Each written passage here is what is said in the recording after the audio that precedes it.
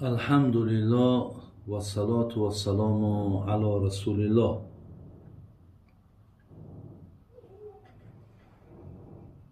برادران عزیز و گرامی،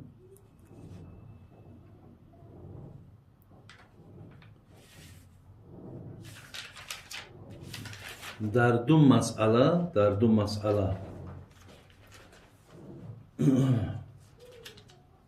برای من بسیار اعتراض کردن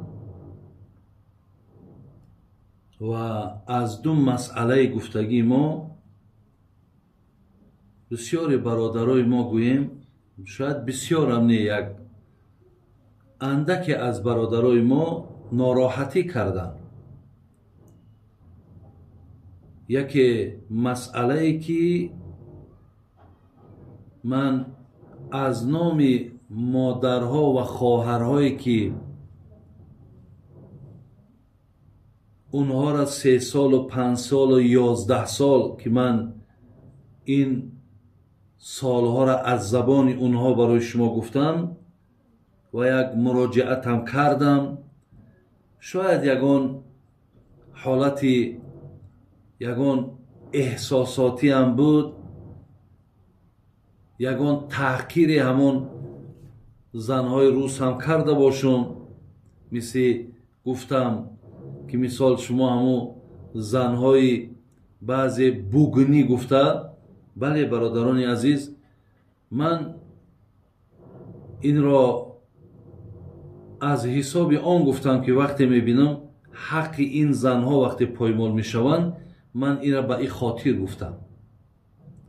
ولی با من 3-4 نفر نشستند و سوال جواب کردند. با تلفن با من سوال جواب کردند و بسیار ناراحتی کردند به خاطری که اونها خودشون زن روسی داشتند. حتی من سخن اونها را نویساندم. اگر اینجا ده که وای برای من چی گفت، من سخنشان گفت بابای حاجی گفت انا من زن روسی دارم. این سخن یکی از آن برادرایی که من در زنگ زده بود. 1000 از 1000 تاجیک ده بهتر بالا هست. بوگنی نیست. تحقیر نکن. من 6 فرزند دارم و این زن من اسلام قبول کردگی است. برای همین دل ما را مقصد سیاه نکن. این سخن همون برادرای بود گویم که در مجموع بر من زنگ زدن و این سخن گفتن. برادرای عزیز و گرامی، من اولا شما آگاه باشین که خوب شما هر یک حرفی مرا، هر یک سخنی مرا با دقت گوش کنید. من قبلا میگم با والله قسم چیزی میگویم به خاطر خدا میگم. به خاطر خدا میگم که وقتی که شما بینید که هر یک حرفی من اگر به شرطی که نادرست باشد، ای پیش خودم باشد یا با فایده خودم باشد، اینجا در بعد تو حق ملامت کردن داری. یکمن من گفتم که مردهایی که 3 سال 5 سال تا 11 سال مردایی هست که زنهاشون خبر نگرفتن، فرزنداشون خبر نگرفتن، اونها گفتن که برای ما سوم روان میکند، بین تلفن هم میکند، لیکن سوم و تلفن او مهمتر ضرورتر از این نیست که وای پیش ما بیاید. و حتی گفتن اونها خودشان در همونجا برای آرام کردن نفس خودشان یک زنی انمون بوگنیه که گفتیم یا یک زنی مثال دیگر کلمه‌ای را که اونها استفاده بردن، اونها گفتن برای آرام کردن خودشان زنها را نکاح کرده گرفتن. لیکن ما چی کار کنیم؟ برادری عزیز و گرامی، هر کدامی که از شما اگر در همین حالت باشی، یعنی زن همین قصال تو خبر نگرفته، در اونجا زن داری، ممکن فرزند داری، ولی این زن و این فرزندی در اینجا هست، آیا این یگان حق بالای تو ندارد؟ آیا حق دعوا کردن ندارد؟ آیا حق مثال همون ملامت کردن تو ندارد؟ چرا که او زنی که مثال در اونجا داری او حق داشته، او ای هزار تاجیک در بالا بوده است، چرا این زن، حالا که این زن هم زنی نکاحی است کو، اینم بالای تو حق دارد که من حقاش از آیت های قرآن و حدیث های پیامبر برای شما گوش زد کردم. من از پیش خودم چیزی نگفتم. برای همین باز میگم در این مسئله هر کدامی که از شما در اونجا زن گرفتین، من حتی آیت قرآن هم آوردم از سوره مبارکه مائده آیت 5 و المحصنات من الذین اوتوا الکتاب، بین ما همین آیت برای شما آوردم که حتی خدای مهربان اجازت داده است مردها را که شما زنهای محسناتش برادر عزیز و گرامی همون زنهای کتابیه که با موافق کتابشان باشد، چی لباس پوشیش، چی نوشیدنش، چی خوراکش، چی گشت و گذارش، همه با موافق کتاب باشد. یعنی وقتی وای گوید که من اهل کتابم لیکن 80% بدنش لوچه، بگد من اهل کتابم لیکن روزی دراز نوشاکی های مثال بگیم مسکننده می نوشه، من اهل کتابم مثلا شب به شب می گرده یا خواه بیایه خواه نخواه ناید، آیا برادر عزیز این زنداری نیست که آخی الله با این خیل زن شما را تاکید نکرد که با این خیل زنداری که یا این خیل زن بگیر نردیکای خود درار، تو برای این کارت گناهگار میشه که.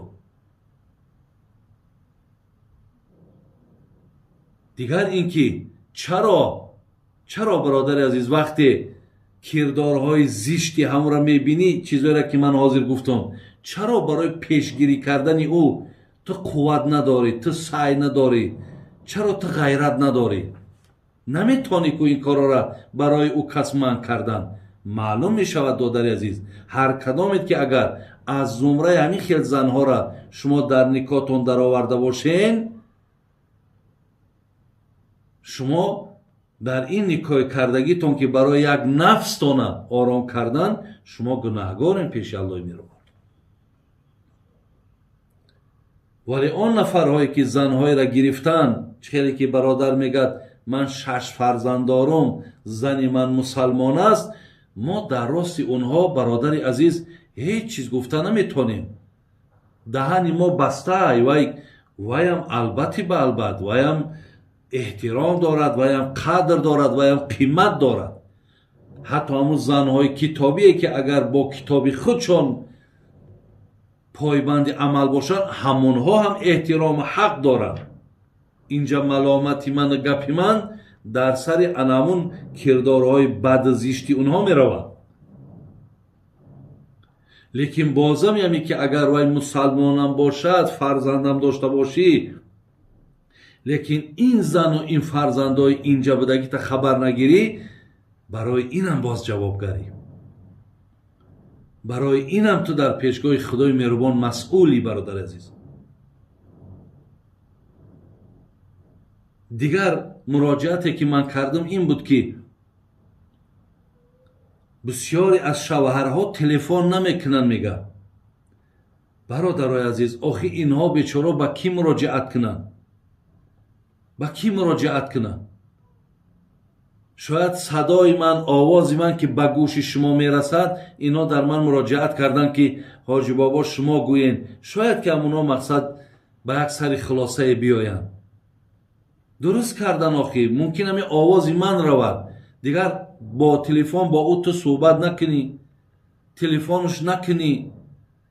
من برای شما گفتم که تلفن کنین، احوالشون بپرسین، از کمبودی هاشون مقصد همیشه آگاهی داشته باشین. برای خدمت هایی که در حق پدر و مادرت خانه و دری تو میکند، فرزندای تو میکند، شما شکرگزاری سپاسگزاری کنین. این تماما از رمکه آدمگری و ایمانداری و انسانگری بیرونه که یک آدم 3 سال 5 سال در خدمت خانواده تو سرگردان ایو، تو یک بار اوقات یک بار تلفنی صحبت نمیکنی یا از حالش نمیپرسی یا با تلفن حقارتش میکنی. که یک بار ایستاده می گپا را فکر که کاری تو درسته. همین معامله را در برابر همون زنکایی که میگوی ای 1000 تاجیک بالای در برابر ما کرده میتونی. هر بیگه همون ساعتی در کاری در خانه در نباش، حال طبیعی چی میشود؟ این بر آدمایی گوین که این آگاهی نداشته باشن.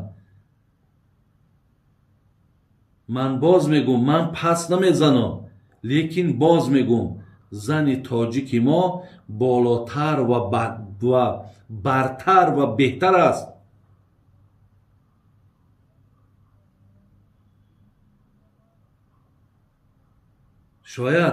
شاید زمانش بیاید، ممکن حاضر ترای گپا نمیفورد، شاید زمانش بیاید که وقتی بیرونی درد کرد و وقتی دیگر میبینی حالی خطا و میبینی مقصد به قدری خطا، بعد ممکن به درون دیلت بعد برای من یگان رحمت های یگان دعای نیکی بکنی. با من چی برادری عزیز؟ عذابی که تو میبینی، اذیتی تو میکشی، چیزی میکشی، خودت میکشی. من فقط آن چیزی را که خواندم، آن چیزی را که شنیدم، آن چیزی را که دیدم، من برای شما گفته استم. بعضی ها را میدانی که همون زنها برای چی میگیرن؟ بعضی بچه های ما که برای دنیاشون میگیرن شون، برای که وای سون داره، خانه داره. بعضی ها بچه های ما برای همین اونها را زن میکنن. لیکن حال زندگی اونها برادر عزیز زندگی نیست که بگوی در او یک راحت باشه و در او یک کیفیت باشه. بسیاری بچه های ما را پاسپورتاشون گرفتگی هن، نمیمانن شون دیگر همین طرف بیان. بعضی هاشا برای همون موسراشا پرتافتن، یا برای سگشا نگاه کردن، یا برای موش دارن. خطان میدانین موشای همه را نگاه کردن میگیرن. این گپای ما برادرای عزیز برای شما باید جای خفگی نباشد. آخه شما برادرای ما این، من برادر شمایم. اگه گپی حق کمترک تلخه، کمتر سخت میرسد. یکی وقتی که اگر تو زن داشته باشی و زندگی حلالی تازه داشته باشی و با از این زنت خبر بگیری، برادر عزیز گپ در سر این نرفتیست. من برای آدمایی گپ میزنم که اونها یک طرف تمام شرایط دادن، طرف دیگر را تماما اهمیت نیست. فکر میکنم اگه سخن ما فهمیدی برادر عزیز. بوگینیه که من گفتم مقصدم انمونهایی هستن که در دهنکاشون سیگارت روزی دراز از نوشابه های مثال بگیم هم مسکننده می نوشن و در خانه مقصد بگیم پای بالای پای پرتافتگی شدگی. مقصد ما اونها بودن. مقصد ما او زن تازه حلال پاکیزه که ناموس و ننگی تای، مقصد من اون نبود. خدای مهربان حفظتان کند، خدای مهربان توفیقتان تید. باز میگم که برادرای عزیز و گرامی، حتما زن از مردم خودمان بگیرین. خدا خواهد برای شما با خیر است، هم دنیا تونده هم آخرت تونده. سلام علیکم و رحمت الله و برکاته.